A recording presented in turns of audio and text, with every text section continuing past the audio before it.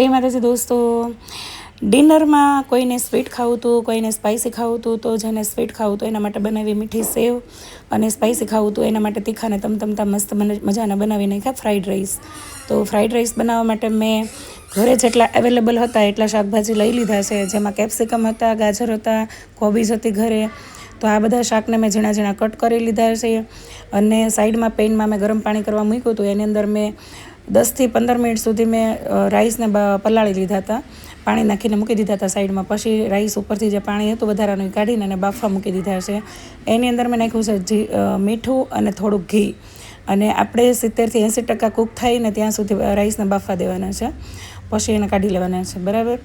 એટલે રાઈસ મસ્ત આપણા ખીલેલા રહેશે, આમ ખુલ્લા રહેશે। પછી બધા ઝીણા ઝીણા શાક કટ કરી લીધા છે, કારણ કે ઘરમાં આની અંદર તો આપણે ફણસી, વટાણા ઘણું બધું એડ કરી શકાય, ફુલાવરને એવું, પણ જેટલા શાક ઘરે અવેલેબલ હતા એ બધા મેં એડ કર્યા છે। સાઈડમાં મેં એક પેનની અંદર મૂકી દીધું છે 2 પાવડા ગરમ કરવા તેલ, અને પછી એની અંદર નાનું મેં જે લસણ કટ કર્યું હતું એ એડ કરી દીધું છે। થોડી વાર આપણે એને બ્રાઉન કલરનું થાય ત્યાં સુધી થવા દેવાનું છે। પછી અંદર નાખી દેવાનું છે આપણે ગાજર, જે કડક શાકભાજી હોય જેવા કે ફણસી છે, વટાણા છે, ગાજર છે, આ બધા શાક પહેલાં નાખવાના છે, કારણ કે એને થોડાક કૂક થવા દેવાના છે। અને જે શાક આપણે ઉપરથી નાખવાના છે એ શાક બિલકુલ કૂક થવા દેવાના નથી, જેવા કે ફુલાવર છે, કોબીજ છે, આ બધું।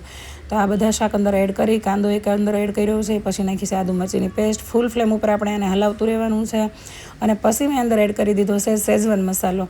તમારી ઘરે શેઝવાન મસાલો ન હોય તો તમે સાદી રીતે પણ બનાવી શકો, જેવી રીતે આપણે ઘરના મસાલા નાખીને બનાવીએ ને એ રીતે। ઘરે વઘારેલા ભાત કરીએ ને તો છોકરાઓને નથી ભાવતા, પણ આવી રીતે ભાત સાઈડમાં બાફીને પછી ફ્રાઈડ રાઈસ બનાવીએ ને તો છોકરાઓને બહુ મજા આવી જાય છે। શું કામ ન આવે ભાઈ, શેઝવાન મસાલો નાખેલો હોય ને શેઝવાન ચટણી નાખીને એ લોકોને ખાવાની બહુ જ મજા આવે છે। તો બધા મસાલા મેં અંદર એડ કરી દીધા છે, જેમાં મીઠું, શેઝવાન મસાલાની અંદર બધું આવતું જ હોય છે, એટલે બીજું કંઈ અંદર એડ કરવું પડતું નથી। તો હળદર નાખવાની નથી, બરાબર। તો આ બધા શાકભાજી 80% કૂક થઈ ગયા છે, એની અંદર નાખી દીધો છે મેં મસાલો નાખીને પછી જે આપણે બાફેલા રાઈસ મેં સાઈડમાં કાઢી લીધા હતા, નિતારી લીધા હતા, એ રાઈસ અંદર એડ કરી દીધા છે, અને પછી 1થી 1.5 ચમચી નાખી છે અંદર મેં શેઝવાન ચટણી।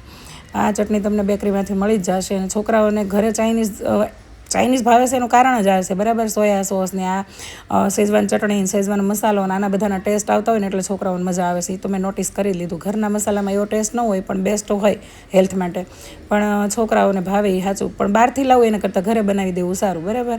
તો આ ફ્રાઈડ રાઈસ હું અવારનવાર વીકમાં 2થી 3 વાર બનાવું છું। તમે જોઈ શકો છો કે કેટલા મસ્ત મજાના આખા ખીલેલા રહ્યા છે। તો બાફતી વખતે ધ્યાન દેવાનું છે, બાકી મસ્ત મજાના ટેસ્ટી બની ગયા છે, તીખા તમતમતા। તો તમે પણ બનાવો ઘરે મસ્ત મજાના ફ્રાઈડ રાઈસ। તો કેવા બન્યા એ લખજો કમેન્ટમાં।